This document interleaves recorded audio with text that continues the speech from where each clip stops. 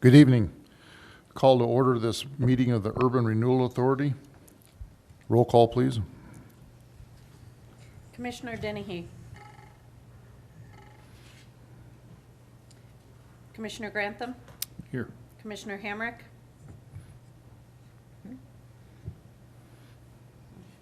Commissioner Reeser. Here.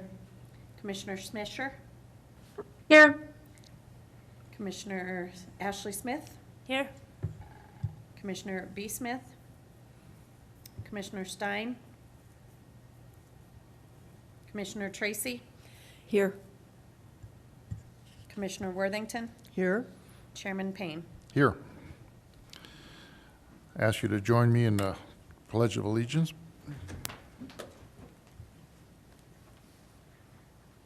Pledge Allegiance to the flag of the United States of America and to the republic for which it stands, one nation under God, indivisible, with liberty and justice for all.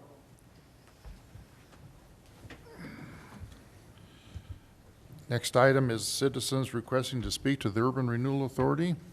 Nobody in the audience, so we'll move on. Consent agenda. We have 3 items: approval of the minutes for the October 4th meeting, the third quarter unaudited financial statements, and the cash disbursements. So, Ryan, what do you have on this? Don't have any reports. Staff would ask that you approve the consent agenda and agenda as written. Okay, So move. Second. have a motion and a second. Any further comments or questions? Roll call, please. Commissioner Tracy. Aye. Commissioner Reeser. Aye. Commissioner Grantham. Aye. Commissioner Smisher. Aye. Commissioner Smith. Aye. Commissioner Stein. Oh, she's not here. Commissioner Worthington. Aye. Chairman Payne. Aye. Next item is financial report. Invite the treasurer to report.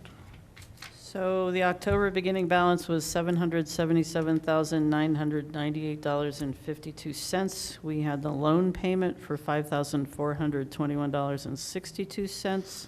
The quarterly admin fees reimbursed to the city, $9,375.14. We had the Downtown Colorado membership, $650, and the Betts Landing facade reimbursement for $7,500, leaving us with an October ending balance of $755,052.76. Okay, thank you. Any comments or questions on the financial report? Okay. Move on to the executive director's report. All right. Thank you, Mr. Chairman, Commissioners. Great to have the monthly financial report. The city did just make a payment to the Urban Renewal Authority for the annual tax increment from sales tax. That was roughly $460 some thousand. So that will be reflective in your November financials. We have been working with a company that's looking to move to Canyon City. It's an economic development opportunity for a cybersecurity company to move to Canyon City, and they are targeting areas within the urban renewal area and looking at potential properties for that. There has been a sale of the 4 Mile Ranch property, so we are anticipating some additional discussions around 4 Mile Ranch and possibilities for urban renewal. Some of 4 Mile Ranch falls within the urban renewal area, some of it does not, so there may be some discussions about setting up a new urban renewal area within the 4 Mile Ranch district, but those are still very early discussions. I know Rick, we have Rick online. There have been several applications over the course of the year for our facade improvement grant as well as our life safety grant, and I'll turn it to Rick to talk a little bit about where we are with both of those programs. Yeah, we've got, they're pretty popular programs. And I had a conversation today about the life safety grant as well. We've got in 2023 alone, 1, 2, 3, 4,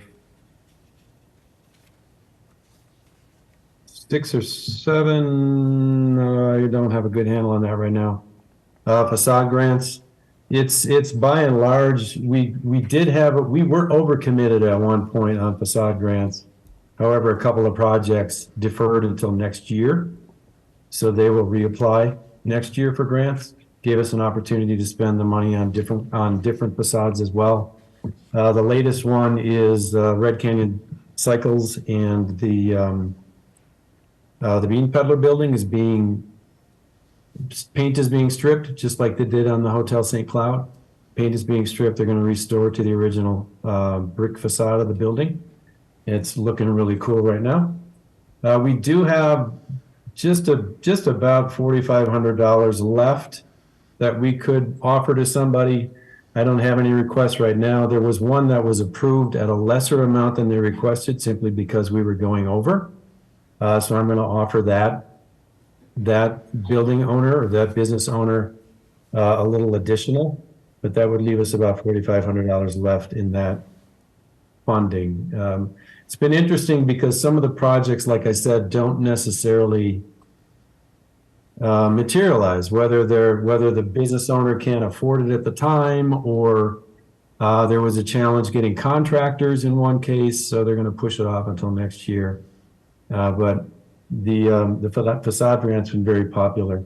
The life safety grant, and as far as a match is concerned, the facade grant covers up to 75% of an expense up to $7,500. We are coming in at 55% right now, considering the costs of the facade improvements. So the improvements have been higher than just your $10,000 request, which has been nice. You know, Moe's is a good example of one that's a really beautiful facade improvement. And it's really making the downtown look pretty nice. Life safety grant, we've awarded 3 of them this year. We haven't spent any money yet. We haven't reimbursed anybody for them. They haven't completed. I need to follow up with them and find out where they are. 2 were approved last month. That is Steve Parks with 621, 623 Main, and then 123 North 5th Street. And then earlier this year, 517, 519 Main, which is a 10-unit apartment building upstairs on Main Street, which really hits kind of our targeted housing need. Those 3 have been authorized, approved, and the match in those cases comes to about 52%, and that's another up to 75% match, or 75% up to $50,000. So again, we're looking at expenses that are, especially for life safety, considerable. It's not cheap to do these improvements, and the grant is definitely appreciated in helping. So it's been pretty active. We do not have an application right now for life safety grants next year. However, like I said, I did have a conversation today about one that would probably be a $50,000 request. And at the budget requests right now, we're looking at probably, if they're those sizes of, if they're $50,000 requests, we're going to have 2. Excuse me, my phone is ringing. We'll have 2, enough for 2 requests next year. Ryan and I had a conversation with the fire chief about a month ago or so, asking specifically how, since he's familiar with the East Coast, how are they doing this on the East Coast? How are they getting older buildings protected by fire suppression systems? He wasn't involved in the process as he is now on the East Coast, but we toyed with possibilities of even in terms of doing the street infrastructure work for like the 300 block. Do we put in fire lines right away? Do we stub out fire lines and make it easier for building owners to put in systems? Do we try to get maybe a congressionally designated funding type of an application out there and maybe do multiple buildings at one time. So we're starting to talk more about how we can make this happen, not using our funding to some extent, but do it, in a manner that will get our buildings more up to date quicker. So I'll turn it back to you, Ryan, for more discussion on that if you want. And I don't have anything else to add for the executive director report. Happy to answer any questions. Okay, any questions or comments? Okay, thank you. Chairman Payne, Go ahead. apologies. Thank you. I was wondering, I believe based on the terms of our grant agreements for the life safety grants, that they do have to submit those reimbursement requests by the end of the calendar year. Is that correct? And then what will happen, given that we just approved 2 of them last month, if those timelines aren't met? Thank you. I don't know that I have an answer to that. I don't have the program in front of me to recall that. I'll pass that back to Ryan, I guess. Yeah, I believe that's accurate. Rick, you can double check and we can follow up with the commission. But I believe the agreements have some language in there that the expenses need to be submitted before the end of the year. We can follow up with any of the recipients and see where they are within their project scope and when they may complete. It may be a budget amendment that we would need to come back to the Urban Renewal Board and ask for an extension or carry over those funds to next year if that's the case. But that would be the potential step. Great. Thank you so much for looking into that and making sure that if that is the case, that we don't fall into non-compliance. Appreciate it. Okay. So on the reimbursements to the districts, will that'll pretty much happen every October? The reimbursements are based on property tax. So when we receive the property tax from the county assessor, we do that at that time. So that's typically earlier in the year than October. Oh, earlier in the year? Yeah. Okay. All right. So that has already happened for this year. So that already happened, so, okay, I was just trying to get it in my mind, because that question will probably come up in my travels. So I can Absolutely. just tell them early in the year after you get your property tax, okay. Yeah, so once we And receive. that makes sense. Yeah, once we receive it from the county, we have to process and verify, and then we submit the reimbursement to the taxing districts. Okay. Anybody else have any questions, comments? All right, we'll move on to public hearing for the 2024 proposed budget. Ryan, you want to start with this? Actually, I will open the public hearing. Yes, sir, thank you. Before you have the 2024 urban renewal budget. We have projected $440,000 in revenues, all coming from tax increment, both property and sales tax. You have expenditures of $525,461. That leaves a deficit of $85,461, which will be coming from reserves. As of right now, what's in the budget, we're anticipating starting the year with $628,735 and ending 2024 with $543,274. Those numbers are, of course, estimates.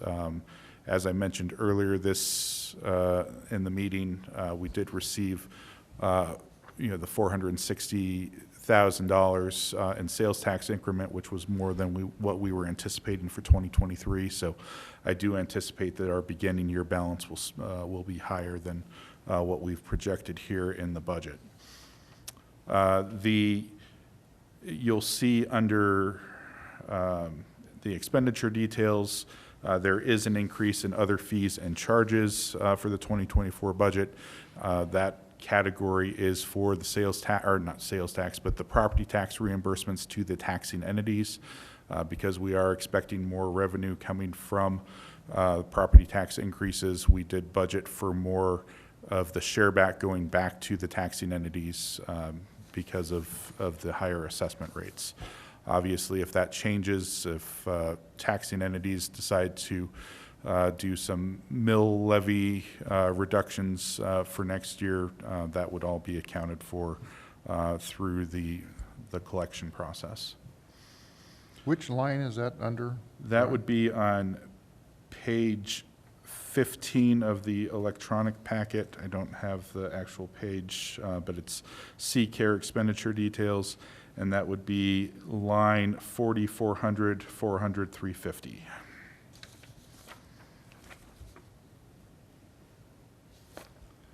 Oh, other fees and charges? Yes, sir. Okay. Oh, the big number. That would make sense. Okay, thank you. Going further down, grant contributions, the life safety grant, we've budgeted $100,000 for next year. The facade improvement grant, $52,500. Earlier this year, we had reallocated funds from building systems grant to life safety grant. We are anticipating bringing that program back, and we actually in the December meeting are expecting to present that to the board if this budget is approved to talk about the potential for the building systems grant. And then finally, urban renewal projects. Those are the reimbursement agreements that we have already entered into with the 4 different projects, and the line item there is for reimbursement of those project funds. And again, the $100,000 is more of a placeholder for what we anticipate could be asked based off of those various projects and where they fall within their timelines. Okay. Any questions or comments? Okay. Chairman, oh, please. Go ahead, Amy, I'll go next. Go ahead, Amy. Sorry. Thank you. I just had 2 quick thoughts, I guess, about the 2024 budget. One, with regard to the facade improvement grant, it's so great to see that we have so many businesses that are taking advantage of that, and we expect it to be almost fully utilized this year. I was a little bit concerned to see that I believe all of the businesses except for one are on Main Street and are kind of in that central business district. My understanding of the facade improvement program is that it's for the entirety of the URA area. So I was wondering what plans do we have in 2024 to promote it a bit more and make sure that other businesses across the URA area are aware of this opportunity.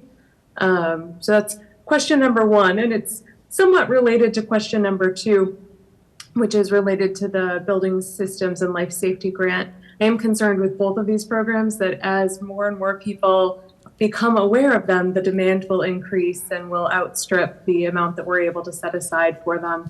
So personally, I would like to see us have an application period where everyone can apply. We can review all of the proposals that come in and can make a determination based on what's best to meet the needs of the Urban Renewal Authority in terms of removing light.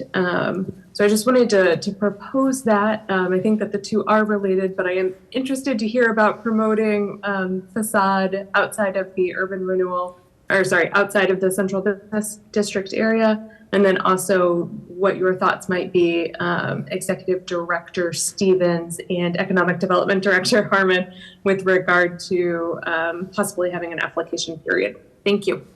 Yeah, so I can answer the, sorry, Ryan, go ahead. Oh, go ahead, Rick. I can answer the facade question. When the program came out, and it will be again announced this way for 2024, we will use the city's typical social media and outlets to get that information out as we did the last time. There's always somebody that doesn't see it. But I did have requests from the Quality Inn and the Oxford Marketplace building, which is where Harbor Freight is. I do talk about the grants at business after hours presentations. I'm typically at those and typically have an opportunity to present. So I talk about brownfield grants and facade grants and life safety grants. As you mentioned, we do get demand sometimes for more than we have. So we don't necessarily throw the information out there when we're getting a lot of applications for grants, because there's the risk that the funding won't be there. But we also have now Ryan Leclerc, who is working with us as a small business liaison, and he's reaching out much more directly to business owners downtown and outside of downtown.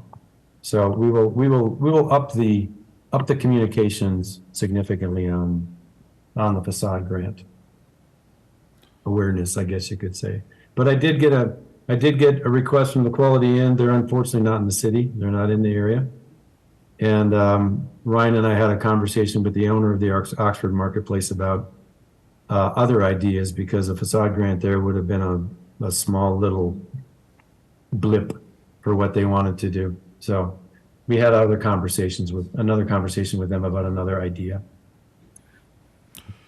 To answer the second question, I think earlier this year we had talked about in one of these urban renewal meetings the potential for having an application period, and we're committed to doing an application period for all of the grants in the first quarter of next year, and then if anything that's unallocated would just be available on a rolling basis from there on out. Because we do have that year-end timeline in the agreements. I think it makes the most sense to have it early in the year, get those awarded, and then any remaining funds could be on a first come first served basis after that. Wonderful. Thank you so much. I appreciate it. And there will probably be rewrites of the programs to accommodate that. So we may bring them back to the board for approval of the rewritten programs. Okay. Madam Mayor? Oh, I just had a comment, just, reflecting on the inception of the URA and how much brain damage we went through trying to get this to pass and happen, and people saying that it's not going to work. Why are you doing this? It's not going to make any money. You're just going to sit there and nothing's going to happen. And it's just really exciting at the closure of this year to see the success, like it's working. It's happening. And we're getting money into the coffers that we can reinvest back into this community, and the community members are participating in the businesses, and it's just really exciting to see. And I can't wait to see the next level that it's going to keep going to really be transformative for Canyon City's economic development. I've said that to several people about the facade grants and the life safety. If just those two That alone is awesome. is, Yeah. yeah.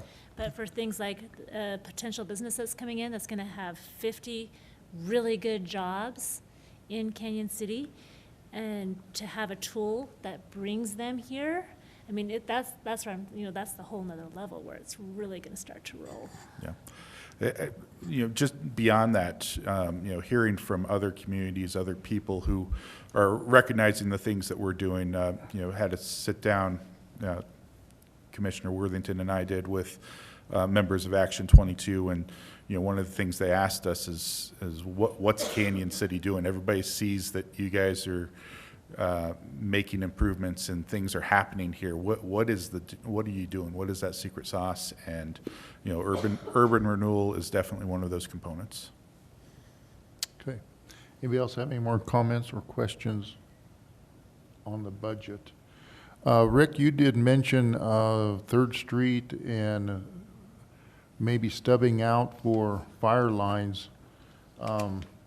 Is there a way we can budget that, or are you looking at trying to combine that with something else?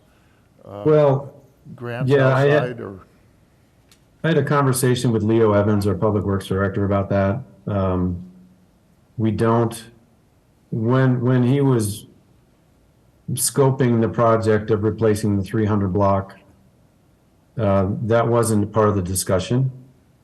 So stubbing out is more a matter of, at this point, how do we pay for it? It wasn't considered in the estimate for the 300 block. So we would have to come up with some way to do that. The other side of that discussion is taking a look at, Ryan Leclerc is beginning to do a building inventory of our downtown, to take a look at the buildings, find out where vacancies are, what the challenges are, potential challenges are with buildings, maybe highest and best use to some extent, not that we're experts in that. But taking a look at the buildings on the 300 block and seeing which ones are probably the more likely that would need suppression in the future. And then maybe putting in maybe stubbing out in the vicinity of those buildings. So details yet have to be worked out. It's just a conversation that Leo and I and Ryan have had about how can we simplify in the future and reduce cost. Quite honestly, the cost of the fire line is not the significant cost of the sprinkler system. It's really the sprinkler system itself that's very expensive, but the fire line has become very unpredictable in terms of cost. And you're dealing with cutting into the streets Yeah. and Cutting into a brand-new so- street, that will be very costly. Yeah. So I think that foresight is actually a really good thing, and hope That's we where I was can going pursue with this. yeah. That foresight, Yeah. I think, is just absolutely huge. Yeah. Yeah, so Leo and I are talking about that. How do we pay for it? He was going to put together, I'm not sure where he is on the project right now. He was going to try to put some estimates together of what it would cost to do that. I think I owe him a list of buildings right now, I believe. But that's the idea, you know, if you're going to tear up the street, let's get what we need there in the process. Yeah, let's take care of all the things on Yeah. the street. Yeah. Okay, anybody else have any questions concerning budget? At this time, I will close the public hearing. And I guess we need, we need an adoption of Resolution 2 for to adopt the 2024 budget. Sorry, I had to read down where I was at. So I need a motion. Mr. Chair, I can do that if you wish. I move that we adopt Resolution Number 2, Series of 2023, to adopt the 2024 budget for the Canyon City area for reinvestment expansion and to make appropriations for the same. Second. Second squared.